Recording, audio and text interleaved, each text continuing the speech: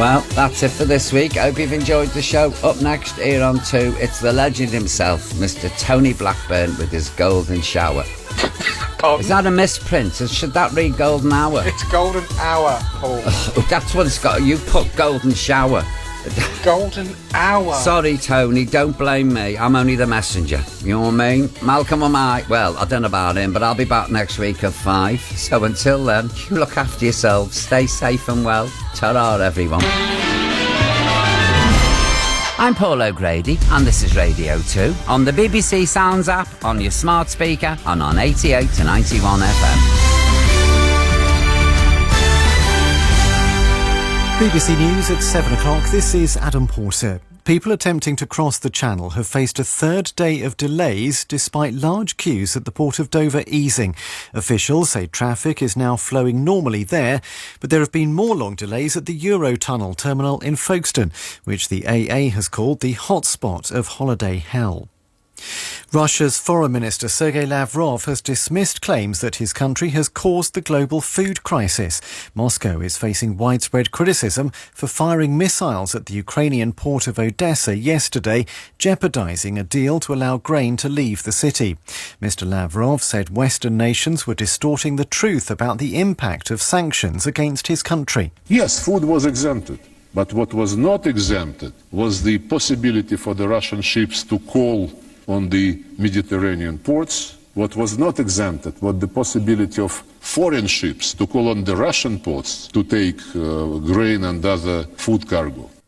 6 people have been rescued during heavy flooding in Northern Ireland. One person was freed from a vehicle stuck in water, while the others were trapped in flooded properties.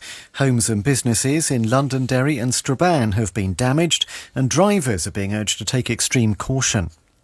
Firefighters are attending a number of weather-related blazes across London and the South East. Crews are dealing with what have been described as significant incidents in Enfield, Hayes and Thamesmead, while a major incident has been declared at Hankley Common in Surrey. London Fire Brigade has urged people to cancel all planned barbecues.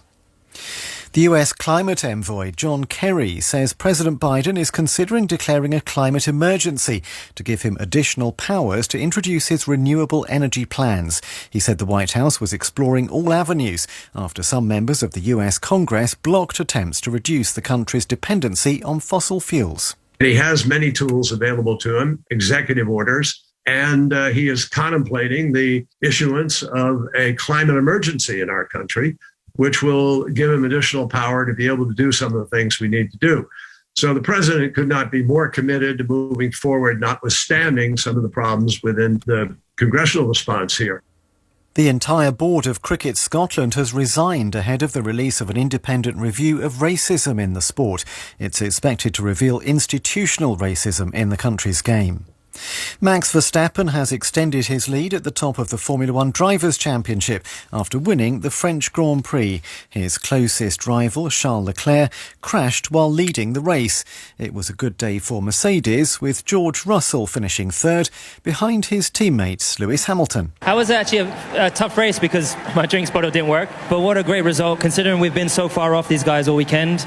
Reliability is one thing that my team's been amazing at, so a huge congratulations to the team back at the 2 factories, the team here who, without them, we couldn't get this podium. And George did an amazing job today as well. And the weather, another mild night with variable cloud and some showers. BBC News, it's 3 minutes past 7. BBC Radio 2. Time for some travel news. Here's Orna.